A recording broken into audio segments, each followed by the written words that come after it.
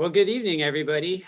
Thanks so much for being here. I'm Nick Neely, an assistant professor of English writing at Eastern Oregon University. Welcome to the Sandra and Carl Ellston Ars Poetica Fun Reading and Conversation featuring editors and readers, contributors, of the great new anthology Evergreen, Grim Tales and Verses from the Gloomy Northwest. So I'll hold it up here.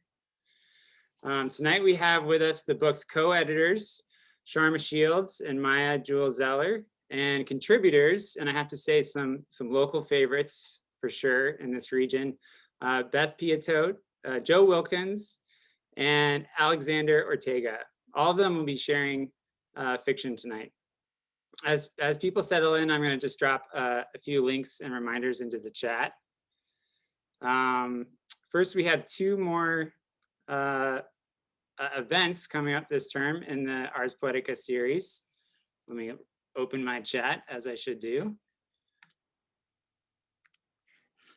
In 3 weeks' time, we're going to be hosting, also on a Thursday at 6 p.m., Kirsten Valdez Quaid, award-winning author of The Five Wounds and Night at the Fiestas. The Five Wounds just won the Center for Fiction debut novel prize, and she'll be in conversation with one of our MFA faculty, Claire Boyles. And then in March 3rd, we're going to be hosting Catherine Standifer, author of Lightning Flowers, and Emily Maloney, whose book Cost of Living is almost out in early February. That's going to be a really interesting event. Two personal essayists writing about healthcare in their bodies, in conversation with Melissa Mathewson, another MFA faculty member. A couple more links, just where you can tune in to future Ars Poetica announcements on our visiting writers page. Also, you can follow us on YouTube and Twitter. Thanks for entertaining all that. As we begin, I also wanted to offer a brief land acknowledgement, since many of us are here in La Grande, where EOU is sited. We humbly acknowledge the original inhabitants of the land Eastern Oregon University is upon, the Cayuse, Umatilla, Walla Walla, and Nez Perce people. We celebrate their traditions, languages, and stories. We acknowledge their continuing connection to this land, water, and community, and pay our respects to these original stewards of Northeastern Oregon. Thank you. All right, here's how tonight is going to work. In just a moment, I'm going to turn it over to Sharma and Maya to properly introduce Evergreen, and then Beth, Joe, and Alexander are going to read in turn, and in order of their appearance in the book. I'll introduce them briefly as we go. And after their readings, I've got some questions for the group, and then we'll turn to your questions. Whenever a question occurs to you as we go along, please drop it in the Q&A box at the bottom of your Zoom screen, and we'll look for it there. Sometimes questions can get lost in the general applause of the chat. And now it's a pleasure to briefly introduce Sharma and Maya. I'm going to share only short bios tonight, and I'll put links to everyone's website into the chat so you can explore their many awards and notable accomplishments, as well as their work in full. Sharma Shields is the author of the short story collection Favorite Monster and two novels, The Sasquatch Hunter's Almanac and The Cassandra. She is the recipient of a 2020 Pacific Northwest Booksellers Association Award and a 2016 Washington State Book Award. And she also runs the small press Scablands Books, which produced Evergreen. Maya Jewell Zeller is the author of the poetry collections Alchemy, For Selves and Other Beasts, which is a collaboration with visual artist Carrie DeBacker. Also, her collections are Rustfish and Yesterday, the Bees. She's officially poetry editor for Scablands, and she is an associate professor of professional and creative writing at Central Washington University. Sharma and Maya, please introduce us to your wonderful anthology, Evergreen.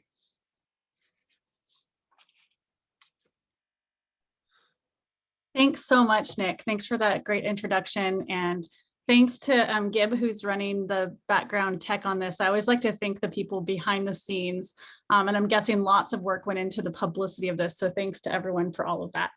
Sharma and I are going to talk just briefly about the anthology. And I just want to start by saying it was such a murky and weird delight to work with Sharma in co-editing an anthology of really so many of our region's best writers. And we know there are many, many writers in our region who are incredible, who are not in this anthology. You'll hear 3 tonight from the anthology that Nick will talk about more. But Sharma and I wanted to read a little bit from our introduction. In our introduction, we formed an epistolary format. So she wrote the beginning letter and then turned and addressed me. And I wrote the next letter and turned and addressed her, because we really like thinking about the rhizomatic nature of our region, the ways that we're all connected, and kind of that correspondence. But Sharma and I love to go off-road in our witchmobile. So I'm going to read snippets from hers, and then she's going to read snippets from mine. So I'll just read a few very brief snippets and then turn it over to Sharma. Sharma writes, "We fittingly begin the anthology with a story about storytelling. Beth Piatote's secondary infection, which reflects beautifully on loneliness and togetherness, desperation and love. The anthology unfolds from there, engrossing and true. Richard Fifield writes about a devastating car crash in the remote northlands of Montana. Mita Mahato, in visual poetry, mourns an endangered Columbia Basin species. Alexander Ortega uses absurdism and folklore to comment on toxic masculinity. The pieces and their subjects are as varied as the writers themselves, but they all introduce us to the grim and the wondrous. Much of the wonder in this anthology emerges through landscape, the fecundity of the forest, the shadowy spears of our inland ponderosas, the rolling Palouse prairie, the grainy scents and textures of the ocean-rich West Side, and how evocatively landscape is rendered here by the talented likes of Joe Wilkins, C. Marie Furman, and the other brilliant writers." And I'll share just one more little snippet. "Gravity in writing allows us to see things for what they really are, within and around us. Maybe this is where the idea of hope lies for me. If we can speak it to one another and speak it to ourselves, those of us who are complicit can begin to acknowledge and discuss and change. But as distrustful as I am of humanity, as pessimistic, I fear for us. The problem with our world is people denying one another their complexity, which we do again and again in myriad ways. The works in this anthology are an answer to this denial." Sharma. So grateful to have all of you with us. Hi, everybody. Thanks so much, Maya. I'm so glad that we switched intros because I think Maya's is so brilliant. So I'm really excited to say words like necro-pastoral to you all. Maya is this astonishing writer and teacher, but she teaches me things all the time, like using the word epistolary and ekphrastic and fun words like that. So anyway, so this is a joy that I get to read her work too. And one of the biggest delights of doing this small press with Maya is just getting to text with her and talk with her and work with her and learn from her and, you know, just love on all these writers together. So thank you, Maya, for that. And I want to thank EOU. I got to speak there a couple of years ago, and that was such a blast. I think I did like a monster writing workshop or something.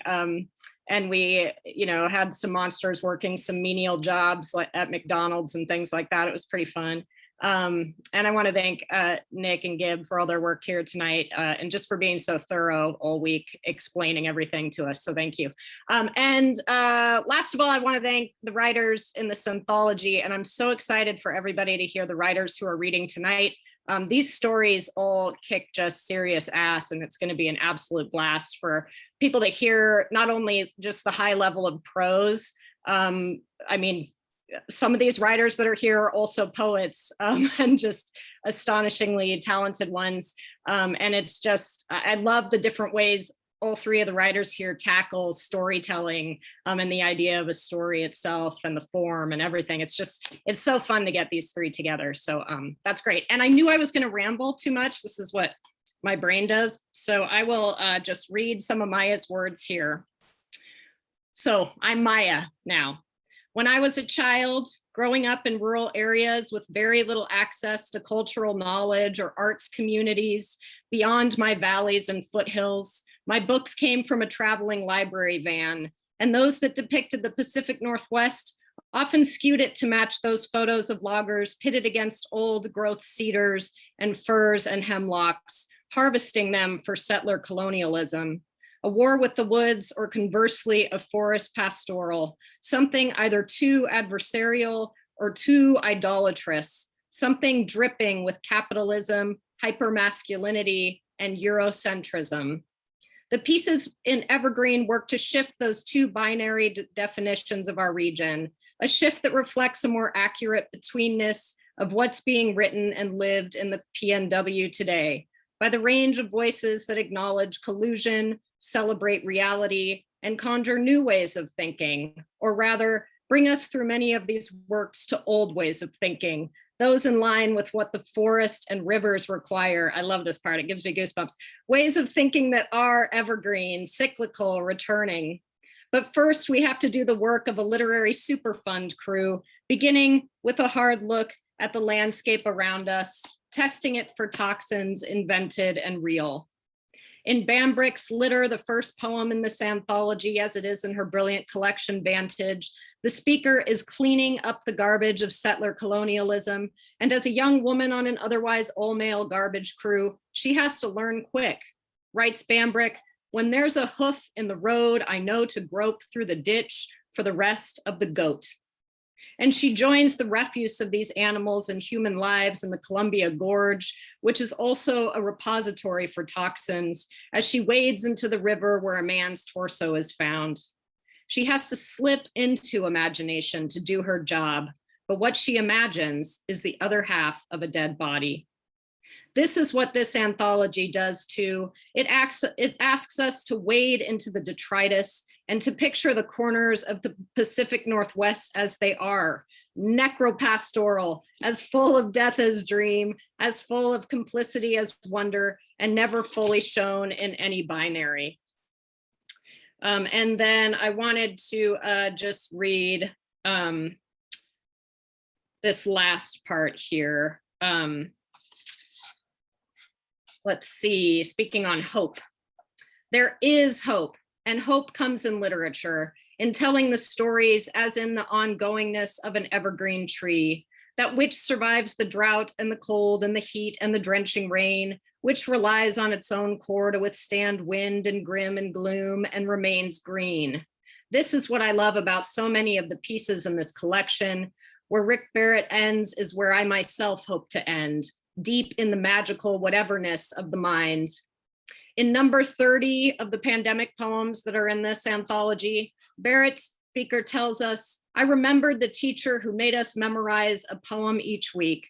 And when we asked why, she said we might one day find ourselves in a wreck at the side of the road, and we would recite these poems to stay alive. Similarly, this anthology offers verses and tales for a reader who might want to keep them stored in the heartwood or under the tongue. I myself can't stop thinking of C. Marie Furman's narrator as she acknowledges her own duality, animal and human, native and colonizer, both and neither, aiming a gun at a coyote to stop its suffering, her own dog, Katie, waiting in the truck. I carry this story with me. This is what Barrett urges, that we learn, memorize, recite the songs sung by these regional voices, mapping us into a communal root system of evergreen selves. I love that, Maya. All right, so now I will send it back to Nick. Thank you. Thank you, Sharma. Thank you, Maya. I wish I were here for that. I'd been here for that monster workshop. And Maya, we're gonna have to get you down here to teach on the necropastoral, which I'm sure would be oversubscribed. Your introduction to the book is just brilliant. I love the conversational, the conversational concept. You write to each other in turn, and that really seems what the book is doing at large, piece to piece. So it's really marvelous. It's now my pleasure to introduce our first reader for the night. Beth Piatote is the author of 2 books, Domestic Subjects, Gender, Citizenship, and Law in Native American Literature, which won an MLA award, as well as The Beadworkers, Stories, which was longlisted for the PEN Bingham Prize for debut fiction. A Nez Perce writer, she is an associate professor of Native American Studies at UC Berkeley. Beth, welcome. Thank you everyone who came. Thank you for the organizers of this amazing event. It's wonderful to be in this space with you and to be so fortunate to be in this amazing book with you. So thank you especially to Nick and Gib and to Eastern Oregon and to the students who've come out, especially to the writers who have come out tonight. I just wanted to say one quick thing about this story. Inwas Nimipu, I am Nez Perce, and this is a story that I first read in Nez Perce language. And so one of the things that we do in language revitalization is we try to restore the sonic worlds of our homelands with our language, but also with our sound effects. And so this story, which is a traditional story that comes from Yakima, is full of sound effects. So I'm very nervous, but I'm gonna try. So, secondary infection. I had one of those aunties. She'd be paring potatoes with a knife or popping out cherry pits with a pitter, and she'd make a statement that on the surface seemed unconnected to the immediate milieu, but later you'd realize was the fin of a shark. Her words slipped through the surface, small shards of sound, like you hear while switching channels or milling around the fellowship hall on Sunday, like not allowed in the house, or she lost so much weight, or for 20 bucks more. It was like she was listening to a story in her mind and spoke a line when it came around, like she was tuned to her own personal radio station.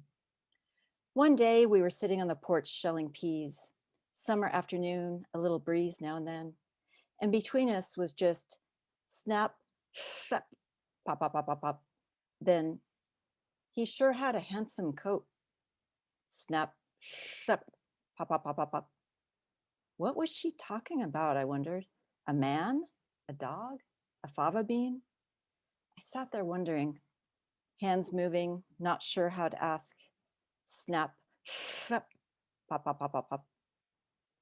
She had that kind of mind. Her thoughts appeared as whales breaching and diving through the ocean swells, and I often thought that's just how she moved in this world, swimming crosswise to the current. People said after my uncle died, she spent even more time in the depths. Maybe so. Maybe there was something odd about me that I was so drawn to her far away way of being. I had no desire to pull her to the surface. In her presence, I felt no fear of the dark, like a calf swimming close to the great mass of its mother, humming and serene. One day we were shucking corn in the yard. Crick, slip, crick, slip, crick, slip, snap. And I thought about that coat. Auntie, I said, crick, slip, crick, slip, crick, slip, snap. I remember when you said, he sure had a handsome coat. What did you mean? Crick, slip, crick, slip, crick, slip, snap. She smiled then, and a strand of corn silk hugged her lip. Well, she said, sometimes people die of loneliness. Crick, slip, crick, slip, crick, slip, snap. But it's not how you think, she said. Crick, slip, crick, slip, crick, slip, snap. Corn silk was floating everywhere around us, sometimes attaching to our skin or clothes. The leaves of the cottonwood trees shimmered in the breeze. She pushed up her black frame glasses with the back of her wrist. Her long hair was rolled in a bun and held by a pencil. She looked off toward the mountains. Then she rested her hand on her thigh, still holding the naked cob. I stopped too, and it became quiet, with only the flutter of cottonwood leaves around us and the occasional spike of a hawk's call. Psh. There was a widow, she said. She lived over that way, over at Yakima. She was a good woman with a good reputation. She lived every day by herself, and sometimes people would visit. Every night at dusk, she'd go out and make sure her chickens were all safe in their coop. One evening, as the sun was going down, she saw a handsome man come over the hill by foot, wearing a fine coat. I came to see you, he said. She invited him in. He didn't say much, just sat there quiet. She liked his company. He was so good looking, tall and slender, and he wore fine clothes. When it became dark, he said, I must go now. The next day, she missed him. At dusk, he came over the hill and visited her again, and he left when it became dark. It went on like that. One day she thought, I would like to marry him. I wish that he would ask me, but I wonder where he goes at night. That evening when he left, she followed him over the ridge. But when she looked over, she saw nothing, no trace of him, just the rocks below. The next time he came, she told him, I give you my heart. Maybe we could marry and stay together here. He was sitting there with his fine coat and he smiled at her. Yes, he said, that's what I want too. Tomorrow I'll return. I will come just as the sun sets. The widow was very happy then, and she waited for him the next day. And just as he promised, he came over that hill at dark. She invited him inside, where she had made a meal for him. Then it became dark, and they went to bed. Auntie shifted slightly. She dropped her cob into the bucket of water and picked up another ear. Crick, slip, crick, slip, crick, slip, snap. Wait, was that it? I wondered. Was that the end? Crick, slip, crick, slip, crick, slip, snap. I sat there watching her hands, not knowing what to say. She handed me a cob. Oh, I said, sorry. Crick, slip, crick, slip, snap. The next morning, a neighbor came to check in on the widow. She knocked at the door, but everything was quiet. She listened, and then, cute, cute. It came from the back of the house. As Auntie said, cute, cute, she struck the cob against her leg, but she didn't strike it straight like a drum. She made a sweeping motion. Cute, cute. The neighbor pushed in the door and ran inside to look around. And there she found a huge rattlesnake wrapped around the woman's body. The snake was up inside of her, and the snake's thick tail was thrashing about. Cute, cute. The neighbor was terrified and ran for help. The people were afraid and brought paper and wood. They set fire to the house and burned it up. And as it burned, they could hear the sound of the snake's rattle as it burned. Afterwards, they saw a trail and followed it. They followed it all the way downriver, and eventually they came to some big rocks stacked up. And they knew that they had found the home of the rattlesnake. That's the story. A true story that came over that way from Yakima area. Auntie dropped the cob in the bucket and the water swallowed it. Slowly it bobbed back up to the surface. Thank you, Auntie, for telling me that story, I said. She tipped her head and looked at me. I wasn't sure what she was thinking, but a moment later, she burst out laughing. I loved how she laughed and the gap between her two front teeth showed. That's some good advice, she said. I laughed them too. Over the years, I've thought often of that story and how a person can die of loneliness. It gave me comfort knowing that loneliness was only a cut. When I was sleepless or clawing at the sheets or standing at the orchard yelling at the sky, I knew I was doing the right thing, attending to the wound, because it's not the cut that kills you.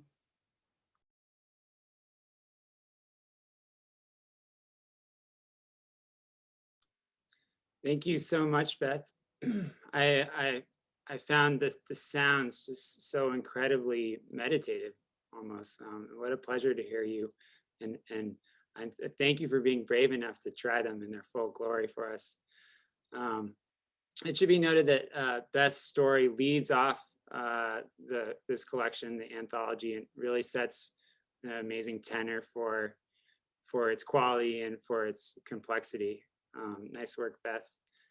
It's my pleasure now to introduce one of our own here at Eastern Oregon University, Alexander Ortega. He is now in his second year as an MFA student in our program in creative writing. He's an emerging, I knew that was gonna happen. Sorry, I'm back. He's an emerging Salt Lake City-based fiction writer whose work explores the interstices of absurdism and realism, which is very true. And in addition to his story in Evergreen, one of his very first publications, he has been published recently in Quarterly West and in Moss. Alexander, it's great to introduce you. Thanks, Nick. And no worries about the light.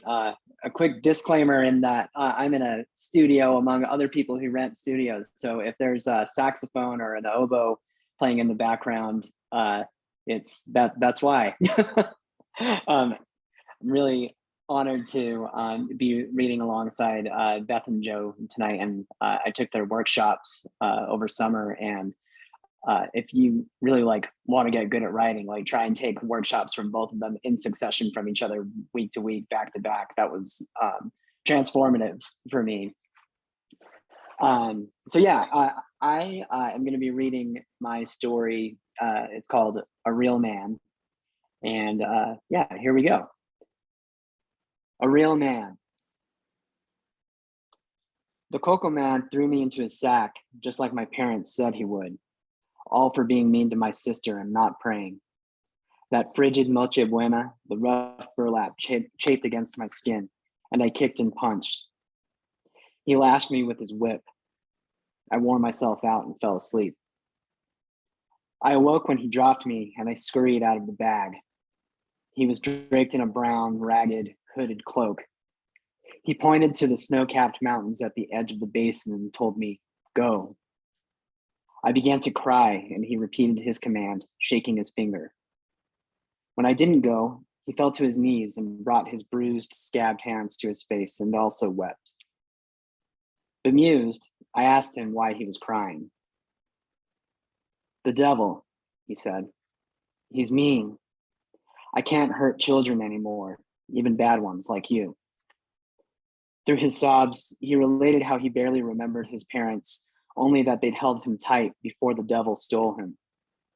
The devil raised him in a cage and fed him gruel until he could carry a 5-year-old. He'd scourged the Cocoa Man despite his finding plenty of bad children to toss from cliffs. The Cocoa Man was broken. I pitied him. "Your bed looked warm," he said. "I've never had a bed." "Cocoa Man," I said, "I can't do anything about your parents, but I can show you how to be a real man if you take me home." I wasn't a man. I was 10. But I knew what a real man was. "First, give me a coat and shoes because it's freezing, burro." He sliced up his sack, draped it over me, and fished some shoes out of his cloak. He made us an adobe hut. My parents wouldn't let the Coco Man live with us, even in the tool shed. We decided I'd teach him how to be a real man, then he'd let me go home. Hopefully, my parents wouldn't miss me for a while and wouldn't beat me. To be a real man, I said, the first thing to learn is how to ride a four-wheeler. The Jaramillo family had 3, so I hot-wired one at night and we rode back into La Sierra. The Coco Man putted around on it, slow. I think a horse would be better, he said, and didn't understand that it had power steering. He drove in circles. I wanted to get out of the snow, so I told him he was doing great. The only thing he probably had ever been good at was abducting and tossing kids. Poor bastard. I was going to teach him how to build a fire, but he could do that by snapping his fingers. I threw a rock at him. I've been freezing this whole damn time, burro. Next was teaching him how to shave. He melted a frozen spring for its reflection, and I used his dull knife on my budding mustache. I pushed back his hood, which felt crusty and weighed heavily on his head. His face was twisted in knots, bruises, and blemishes. Disgusted, I guided him through scraping whiskers off the right side of his jaw. He did the other half by himself while I threw rocks at birds. At the hut, he didn't make me pull his boots off. I told him he needed to slap my head and make me scrub the floor like a dad. He said he couldn't. Coco Man, you're not gonna kill me. You just gotta show me who's boss. We heard a rap at the door. The devil entered. He looked like any old cowboy, except he had pink, swollen horns on his forehead. You won't have any luck with him, Hito, he said, putting his hand on my shoulder. As the devil spoke, the Coco Man backed into the corner of our hut. All he's good for is hauling children and tossing them off cliffs. He's my burro now, cabron. I spat. The Coco Man whimpered. His mama was a whore, a bruja. He's a walking curse. You'd have better luck with a goat, the devil said, motioning outside as a goat bleated. I kicked the devil right in his crotch. He winced a little. I saw it in his eyes. Then he smiled, said fine by him, and left us. No llores, I said angrily to the Coco Man. The next thing you've got to do to be a man is get drunk at a bar and beat someone. My dad's a real man. He's the best at it. I knew that I wouldn't be able to waltz into the bar by the highway, so I had the Coco Man carry me inside in another sack. I whispered that I'd tell him what to say as he sat down, sitting me on his lap inside the sack. Give me whiskey, he said to the bartender. A shot glass slid across the bar top. The Coco Man said, I'll start a tab. I kicked his ribs and he grunted.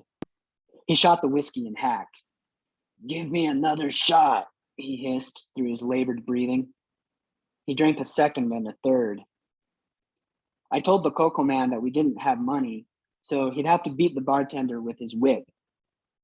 The whip cut through the air with a swoosh, and the bartender wailed as the Coco Man lashed him. I climbed out of the sack and clung to the Coco Man's neck, peering over his shoulder at the unconscious bartender. Cowboy boots clacked through the bar door behind us. The Coco Man collapsed to the floor, caterwauling. The devil said, I won't trifle with you anymore, Coco Man, pathetic burro. He turned to me.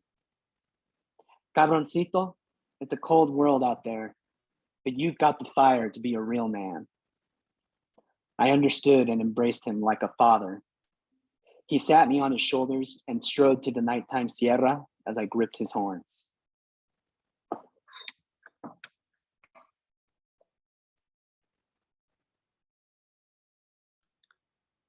Thanks, Alexander. That story is like a ride on a four-wheeler from start to finish. It's so funny, disturbing, and thoughtful all at once. Thanks so much for reading it. Finally, it's my pleasure to introduce Joe Wilkins, who is, we consider also one of our own, though we have to share him with another university. He is a member of the EOU Low Residency MFA program faculty, where he teaches in our summer residencies. He's the author of Fall Back Down When I Die, a novel, which among other acclaim won the 2020 High Plains Book Award. Also a memoir, The Mountain and the Fathers, and 4 poetry collections, including When We Were Birds, winner of the Oregon Book Award. He directs the creative writing program at Linfield University across the state. And thank you, Joe, for being here tonight. Thanks, Nick. And thanks everybody for being here. Thanks Eastern Oregon for putting this on. And a big, huge thanks to Maya and Sharma for this amazing collection that I've been making my way through. And it's just wonderful. And it's so wonderful to read with Beth and Alex. So I'm going to read just the first bit of my story in Evergreen. It's called Creekboy. And I think since I'm reading from the beginning, I'm just going to jump in. And so hopefully won't have to do too much scene setting here. So sometimes early in the morning, the air cool and blue, full of creek bloom and rot. The boy is no boy, but a shadow moving through the meadow. A shadow hanging behind the oak. A shadow as the doe steps into the light. She turns, the muscles across her tawny neck and shoulders tensing, water falling, then the dark liquid of her eyes. The doe gives her nose to the black creek water, and the boy gathers himself and steps from behind the oak, pulls his jackknife from his pocket, and thumbs open the longest, sharpest blade, takes another step, another. This is the day, yes. The boy is maybe 10 feet away. He charges. The doe lifts her head, and as the boy leaps, knife blade catching the light, she leaps, crash of ferns against her flank, and like that is gone. The boy scrambles for a time along the creek, wings his knife at the rustling ferns, shakes his head and grins, and clears again the path from the creek to the oak, readies for tomorrow. Yes, tomorrow will be the day. The boy sits behind his oak now and watches the sun boil up in the sky. It almost seems as if minute by minute he can see the ravine green and fill with grass and fern and fir saplings, blackberry canes, lately these droopy, blue-eyed flowers. The boy leans against the oak, the earth cool and moist beneath him, the bark warm at his back, and watches hawks and turkey vultures drift over the creek. After a time, he closes his eyes, but can hear it still, feel it still, all the green, all the growing, all the good, green, messy length of this creek, his creek. Sometimes the boy's sister surprises him there on his rock behind the oak. His eyes closed as if in a trance, and he scares and she laughs, and he tells her about the doe, tells her he was this close, holds up his hands to show her. She shakes her head. He insists. She tells him in that know-it-all older sister voice of hers that the creek is nothing more than sewer discharge and urban runoff, that the ravine is not a wilderness, but a trashy, overgrown flood zone, no place for wildlife, for deer. Anyway, his sister says, if there's a deer down here, you're not ever going to tackle it and kill it with your pocket knife. You're going to have to think of something else, bucko. His sister stands there in her jean skirt and her t-shirt and all weathers tied above her belly button, thin jacket in the crook of her arm, little black purse slung over her small shoulder. They have each one change of clothes, all they could fit in his sister's backpack when in the dark they ran from the group home. His sister, though, has brought some few things back from town, that purse, his sneakers, a pillow that they share. His sister shakes her head, blows a kiss at him, and takes off down the trail, crossing the bridge over the creek and angling up the hill toward the highway, toward town. The boy watches her go. She's always on the go. She's got a plan. She's saving up for 2 tickets to LA, where it's warm all year, and even if you have to sleep outside, there's no rain. Where their mother's younger sister lives, the pretty one who visited that once. Remember, she says. The boy doesn't remember. He knows she's kept them safe, knows she's trying to do what's right, but he doesn't care if it rains, doesn't want to leave the creek. The boy's got plans of his own. He gets out his jackknife and flips open the longest blade, stabs at the air once, twice, closes the knife and shoves it in his pocket. In the long, steaming afternoons, the boy bushwhacks downstream until he comes to the small, graded culvert into which the creek falls. He makes his way upstream, stepping over deadfall and thrashing through tangles of vine, shrub, and blackberry, little weepings of blood forming along the tender undersides of his arms. As he gets closer, he slows, then stops, crouches down in the tall grass, looks both ways and waits a long time before he dares to cross the trail. Sometimes there are joggers, sometimes a loud, gleaming knot of college students cutting across the ravine to the cafes and bars downtown. There are others too, different ones. The Mexican woman trailing behind her 4 children, each one half a head smaller than the one in front. Once a week or so, the can pickers, the 2 of them, bulging sacks over their shoulders and a baby stroller rattling over rocks and ruts. They're always hunched so far over it looks like they might fall. And in their baggy pants and flannels, their matching black stocking caps, they're hard to tell apart. Though when one or the other straightens up, the boy can figure them by which one's chin is bearded, which one's gray hair hangs down below her chin. Only twice has he seen men alone. One tall and lean, hair past his sloping shoulders, moving with a leaning, lunging sort of walk. The other fat, whiskered, wheezing as he shuffled along, his dark sweatpants wet for some reason, nearly to the knee. Men, his sister says, her hands gripping his shoulders hard. You be ready to run from men. If they look at you, you just run, she says. You run from men, you hear me? You turn and run.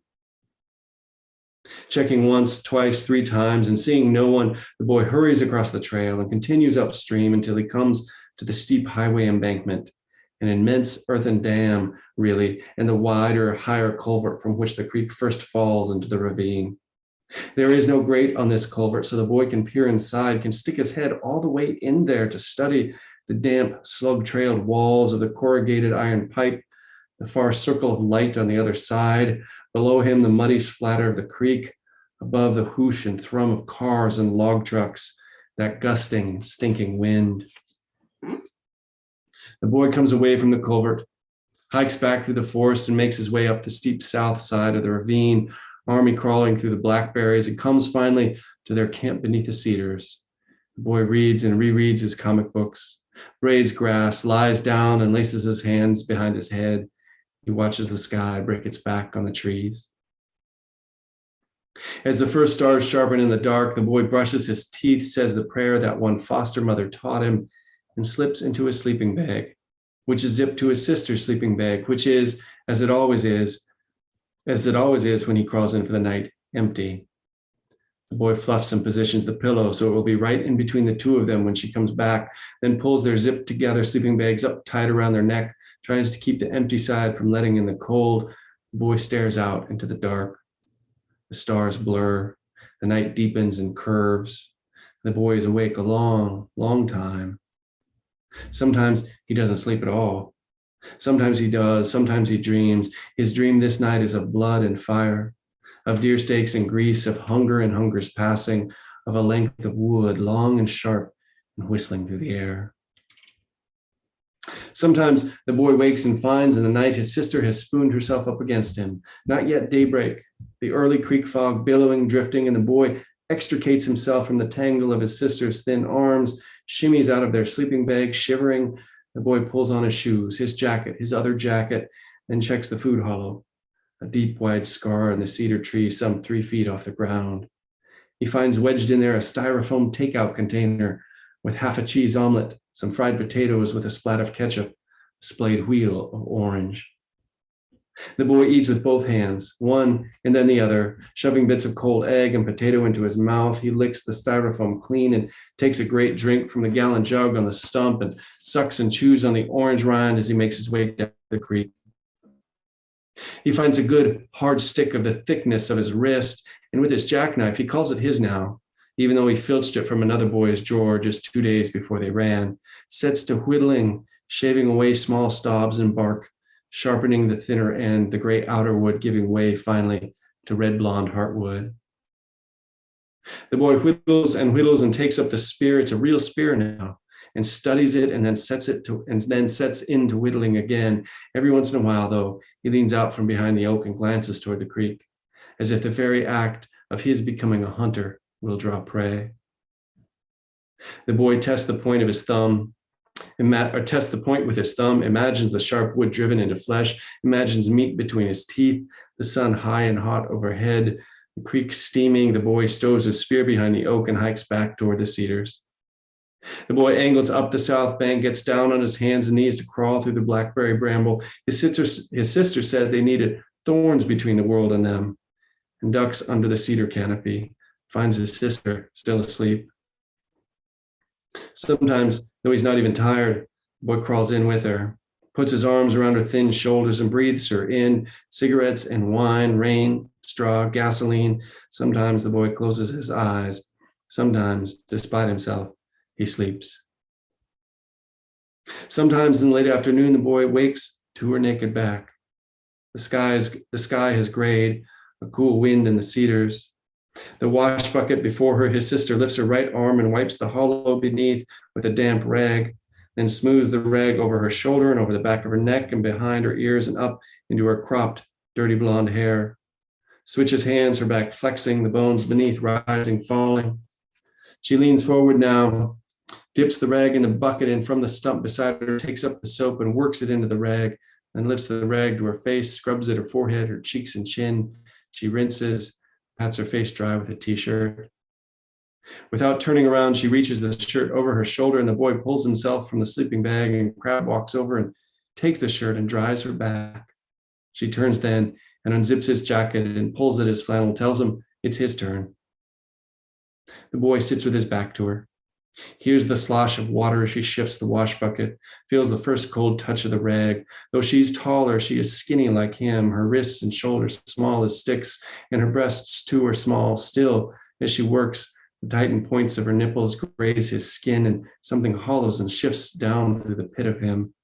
The boy leans away, struggles to stand, but bumps his head on a low cedar limb and falls. She laughs. He tries not to cry. She apologizes and pulls on her shirt, agrees he's too old for that, then looks at him and smiles, tells him he's nearly as tall as she is now. The boy grins. At the group home, they used to call him Pee-wee or Mouse or Small Potatoes. Used to ask him if he had nuts or not, if he'd ever grow a fucking inch or two. Sometimes locked him in the closet for hours, sometimes wouldn't let him out unless. The boy sits back down and lets her finish, asks if when she went for water she saw any deer down at the creek. She laughs and scrubs behind his ears, tells him again there aren't any deer down there, tells him she made $10 last night, that they almost have enough. Sometimes the boy doesn't argue this way or that. Sometimes he grins and schemes, just sits there and grins and schemes, his sister's strong hands working the pitch from his hair. Sometimes the boy rises in the early dark and pisses a great arc out into the trees. Finds a carton of Chinese takeout in the food hollow and eats quickly, tearing open the squat box and licking up the last grains of rice, streaks of sweet, salty sauce. He stands a moment by his sleeping sister, considers the curve of her neck, the short hairs at the back of her head, her sharp face softened in sleep. She is always the one. But today, he'll show her the creek is a place they can stay. Today, he'll bring home meat. Thank you.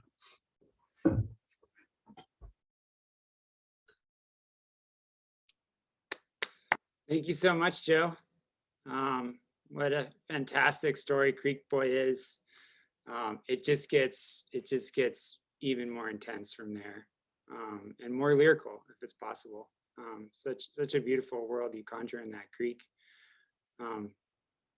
I think we're going to come together now as in panelist view again, so we can all see each other, and you can see us all at once. I've got a couple questions for the group and a couple questions about the Evergreen Anthology project, but I also want to invite questions from the audience right now. Drop them into the Q&A box, and we'll get to them. Really want to hear your questions. The first question for our readers is that in reading your pieces and listening to them just now, I found myself thinking about how they were all in different ways art born of myth, some more direct than others. Beth, in your story, we hear myth mediated between an auntie, a narrator, and you, the writer, and Alex, you take kind of myth by the horns, or you sort of reimagine it, reimagine a mythical figure more directly, more boldly, in inhabiting the Cocoa Man and the devil. And Joe, in your piece, it's maybe less direct, but there's kind of a mythical quality to the boy, even the way he's not named. He's sort of an archetypal boy. And so I wondered if you all might talk about, have any thoughts about, approaching or engaging with myth, turning a myth that's within reach into a new story, and how you give yourself sort of permission to work with the myths that we are exposed to, and some that we don't even know, underlie us. A broad question, you could take it any direction you want. But I was struck by the commonality.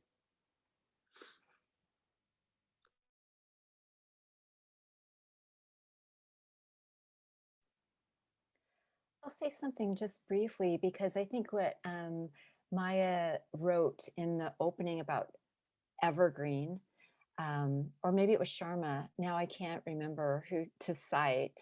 In the beautiful introduction, there was this touchstone around what it means to be evergreen and to continually regenerate. And so I think that when the elements of the mythological in whatever form come into a contemporary story, that's part of that cyclical nature of renewal of a story itself, and sort of something very sort of eternal or renewable, sort of taking new form as it continues to move through time.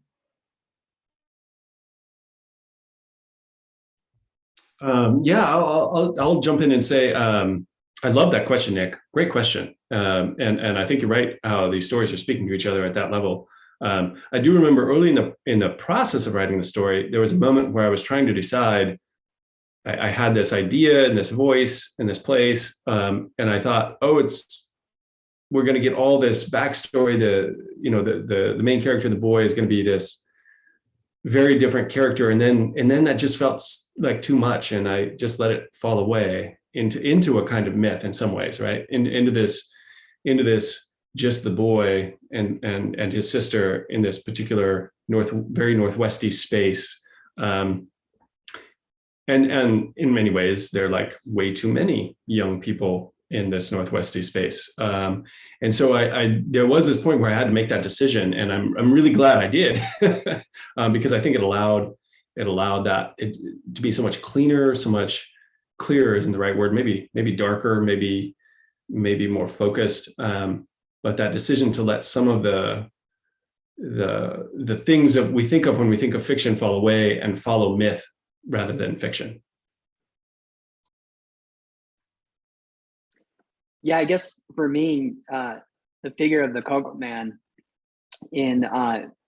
that's an anglicized term for El Coco or El Cucuy, that is told about in northern New Mexico, which is where my mom's parents are from.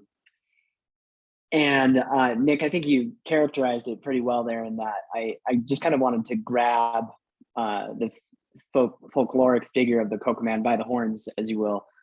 And it's something that's used to like scare kids into being good. And my great uncle, my grandma's brother, like jokes about it, and he has uncle jokes that I'm not going to try and repeat, about the Cocoa Man coming to get you, or like he likes to play pranks when you pull up to New Mexico at night and like make noises and say just like, oh, it could have been the Cocoa Man. He's a real jokester. And then one time, like my grandma's parents, I think, like organized some like a Cocoa Man visit, like Santa Claus, but the Cocoa Man, and he came and like made her and her siblings like say prayers and stuff like that. And so I just kind of wanted to take the figure and really explore what it would be like for this ongoing folkloric figure to interact with someone, within with another character within the past 20 years, give or take 25 years. And so I think it was as Beth was getting at, trying to rejuvenate this ongoing, maybe rejuvenate's the wrong word, but contextualize an ongoing figure within a more contemporary context, I suppose. That's great. I'm so glad for all these answers. You know, I'm gonna maybe put Sharma and Maya on the spot all of a sudden, because I think Evergreen at large, right, is taking on a kind of myth of the region, right, to some extent, a gloominess, which is true and untrue. To what extent is it myth? So I wonder if you two might, and you do address this, you know, to some extent in your introduction, but you know, how did you find yourself thinking about that myth or other myths of the Northwest as you put together or designed this anthology? Sharma, do you want to go first? I was just going to note that this entire anthology obviously was the brainchild of the fabulous Sharma Shields, but one of the things that I love about working with Sharma, yeah, applaud, yeah, yes. One of the things I love about working with Sharma is that she's really self-effacing, and though she had a vision for this anthology over the course of its gathering of voices and gathering of writers, she remains ever curious. And so one of the things that shaped the anthology, there was an initial vision, but the anthology came together because we had amazing, amazing submissions and amazing writers, and were able to reach out to so many people. And that's what shaped that arc, I think. It felt very organic. It felt like the stories and the poems and the essays were talking to one another already, and they had already been existing in conversation. We have a really amazing region and a community of writers in the Pacific Northwest, and then reaching out, right? We have this tentacle reach, and it's a really curious, supportive, intentional, thoughtful group of people who are constantly rewriting, and representing old stories, and connecting back, reaching out. I just think it's a really amazing network. So.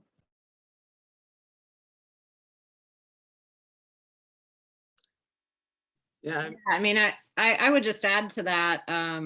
So I reached out to, we were just so stoked to get a story submitted to us from Joe, and like just listening to it being read today, it's such like a wonderful form of storytelling where you know so clearly what the character wants, and what the character wants is this ability to kill a deer essentially is sort of the microcosm of that desire, but there's a macrocosm to the desire too. And it feels so relevant because, we have 700 homeless students in the Spokane public schools right now.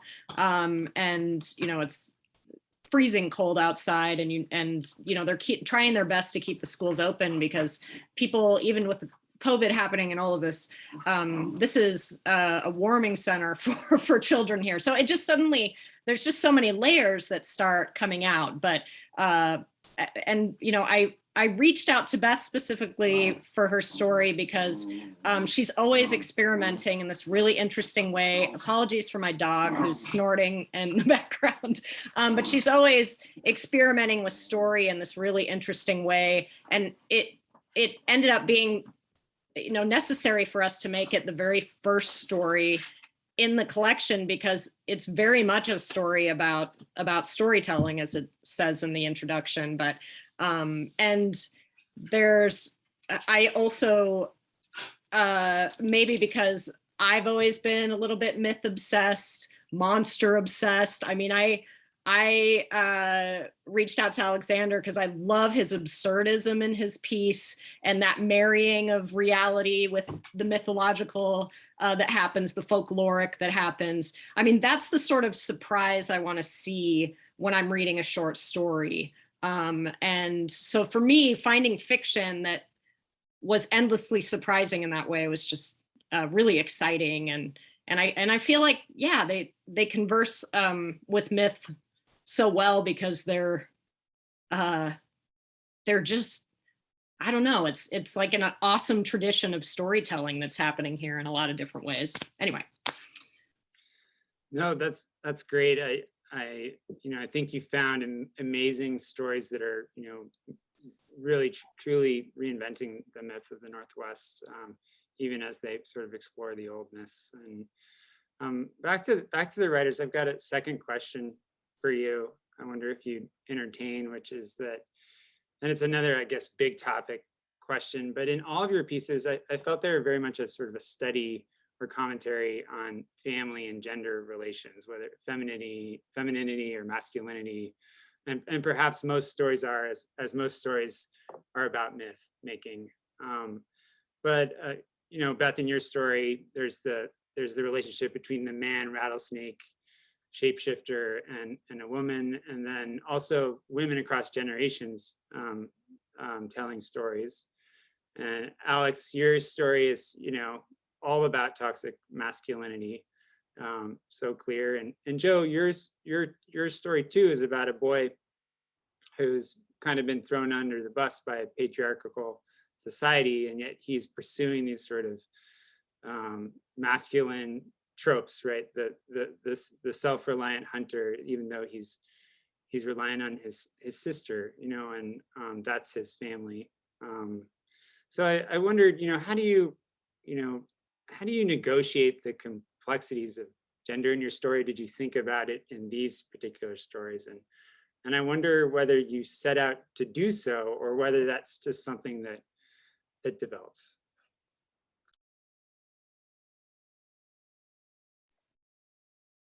I guess I can speak to mine in that, that's kind of the reading that it offers up, in the introduction, and, clearly from people hearing it. When I set out to write this story, I think I really just stumbled there because I knew that I wanted to write about the Cocoa Man. And I was like, well, what brings on the Cocoa Man? And I was thinking like a bad kid, I should put in air quotes. And it just sort of snowballed into, generational, patriarchal, toxic masculinity. And I had to like bring in the devil too, because I was just like logically thinking like, oh, okay, like the Cocoa Man probably like works for the devil and he's a dude too. And it just kind of all amalgamated in that way. And that's kind of what resulted. And I was just like, oh wow, like, people are like reading this like as a meta literature and has a theme and stuff. And I totally did not think about it at all, but it just kind of happened.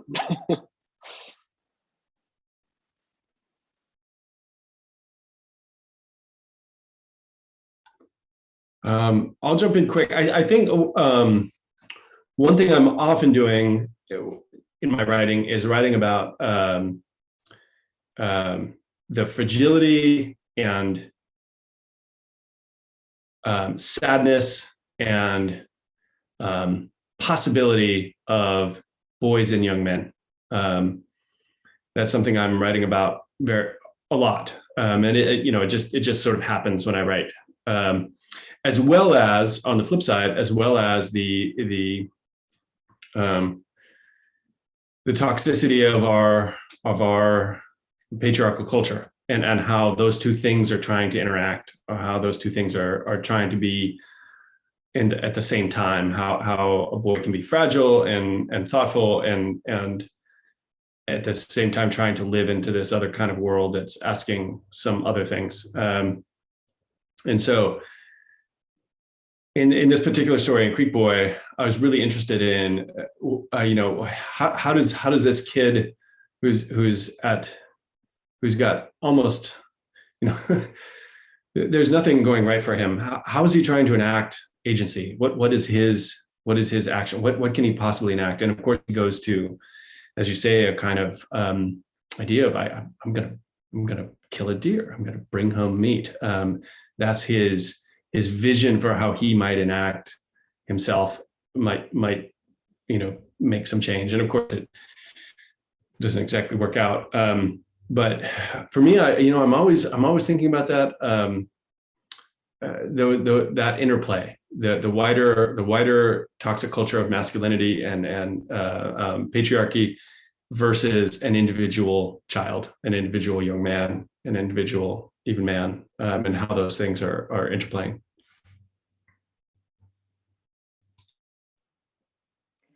This is such a great question, Nick, and I love hearing these answers and thinking about how all these pieces are working together. I think just to talk about the two dimensions that you identified in the story, in the original, the one is about, the widow, right? In the original story, the storyteller does say, that this widow was well respected.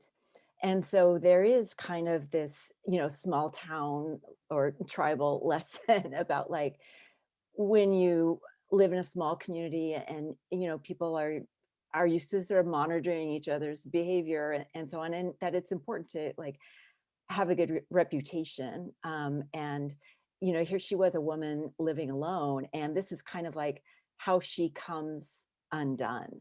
Like this sort of becomes her undoing, is her loneliness, changes her judgment. And so the fact that she had a good reputation is in the original story. And so it seems like it was important element of the process of undoing. But then I think that just in terms of like my own writing, I think I really tend, as Joe's saying, we all have this certain compass where we keep writing about the same kinds of things. And I think I have a real tendency to write about kinship networks and about the aunt or the uncle. And actually the whole setting of the story is like two women doing women's work and not really talking about anything. But then there's sort of like this organic story that comes out just as they're working and being together, just being and sort of breathing with each other. And I think that that's also a really sort of important context of storytelling and how we come to learn lessons about that we carry forward into the world. We don't learn it all from our parents or from school, but from, our aunties and our older siblings, or there are these other possibilities of those looking out for us. Thank you very much, Beth. It's interesting to think about all three of these stories as kind of portraits of kinship networks, and some of them quite frayed. But in the case of Creekboy, that kinship between sister and brother holding, at least for a while. I wanted to ask just one more question of Sharma, and then we've got a question from an audience member to finish. And Sharma and Maya, can you just tell us a little bit more about Scablands Books and how you found, Sharma, the gumption to start publishing in a world that feels so saturated, and where did you find the resolve, and what were your goals, and what have been the challenges? Again, huge, too large a question, but tell us a little bit about Scablands and how it's going. Yeah, well, it's funny. I would say there are hardships to it, financial, but also finding the time to honor the writers and the writing in the way that I would like to, which can become difficult when teaching and working at the store and parenting and all the stuff we all deal with. But Scablands started out because I saw a couple of writers here in the Spokane area whose poetry I really loved. And I have always been interested in books as objects as well as containers for stories. I, was the kid who was always like making my own books at home, or, working on the yearbook, or, doing whatever I could to produce a product as well as write content for the product. So I had been curious about book production for quite a long time. And then I got inspired by a friend of mine who created this little tiny book of called Spokane Stories, and he just did a really tiny run of it. And he kind of just gave me instructions about how he did it. He used a local press here in town and or a local printer to print it.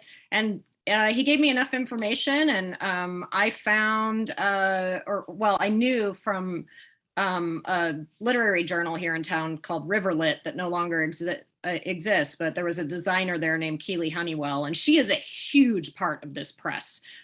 She is not one for events and things, but she can execute someone's vision for their book. And I wanted authors to have full feedback on what their books look like, because I've had the experience where you don't get to have that feedback, and it's rough.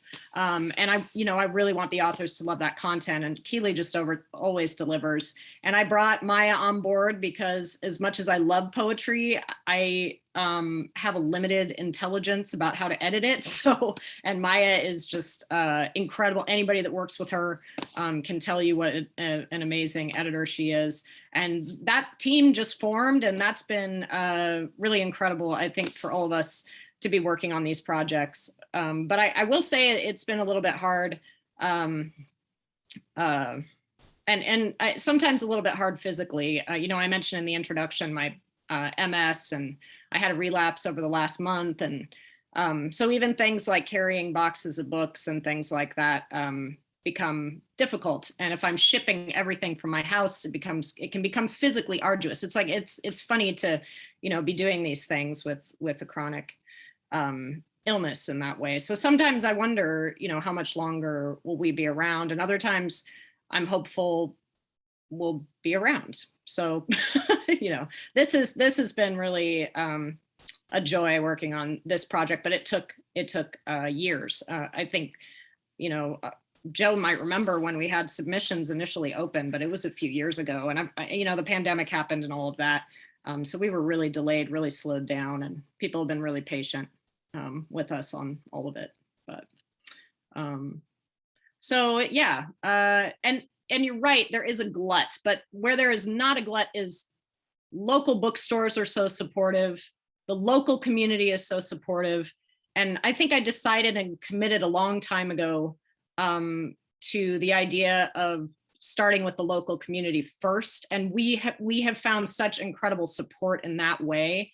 And it creates a lot of really strong relationships, a lot of meeting incredible people through the libraries, through independent bookstores, through, writing circles that I wouldn't have had otherwise, through festivals, all of that. So, so for me, I'm fine with us staying very small, very local, like I'm not wanting to, become the next HarperCollins or, even Grey Wolf Press. I love Grey Wolf, by the way, but I'm fine with us being kind of the wee little boutique publisher we are.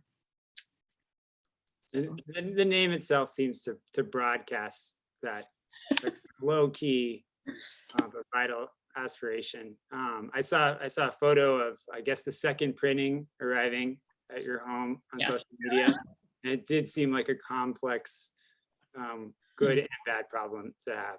Yeah, it's funny to have 500 books arrive at your house. My neighbors thought we were moving, and I just kind of enlist the help of my husband to like move all the things into the basement. So, and then I have to distribute them all out. So it's hilarious. We're such like a amateur hour press. It's great, but just backbreaking work. It's funny. Congratulations on this anthology. One last question for everyone from Gabriel, who's in the audience. He writes, could each of you tell us a few of your most important writers in your literary family tree? If you want to share that to finish, just briefly, that would be wonderful. Because we're all looking for more books.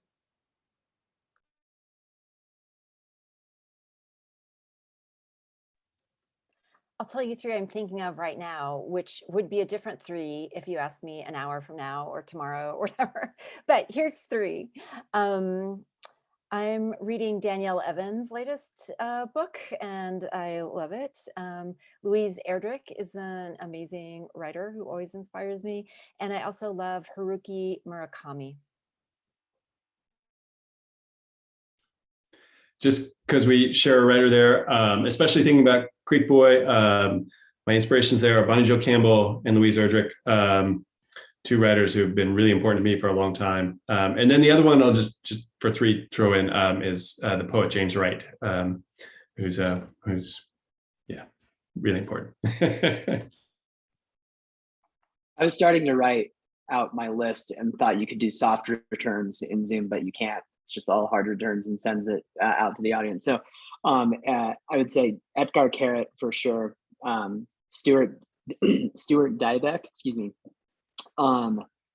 Karen Russell, whom my spouse introduced me to, and an author that's on the rise. His name is Yuri Herrera, and he writes kind of really small novels, almost novellas, but has just a really like gritty kind of noir feel about that address border studies and things like that. I'll write his name in there because it's not his first name. I hadn't ever seen it before. So, and then also while I still have the talking sticks, just wanted to say thank you to Sharma and Maya and Scablands, and really honored to be a part of the anthology. Thank you.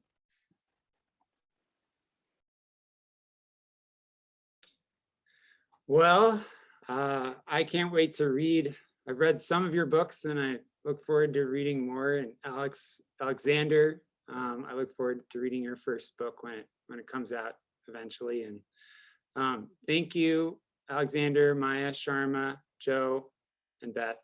And thanks to Gib, who's our wonderful tech guru hidden in the background. This was a wonderful evening. I just so enjoyed the readings, and thanks for answering my lofty questions. And I hope, I wish the anthology all the success in the world, and can't wait to see Scablands' next production. And hopefully we can do another event to show it off. So with that, I'll say thank you all. Thanks to our audience for coming out tonight. It's been a blast. And have a good evening, everyone. Take care.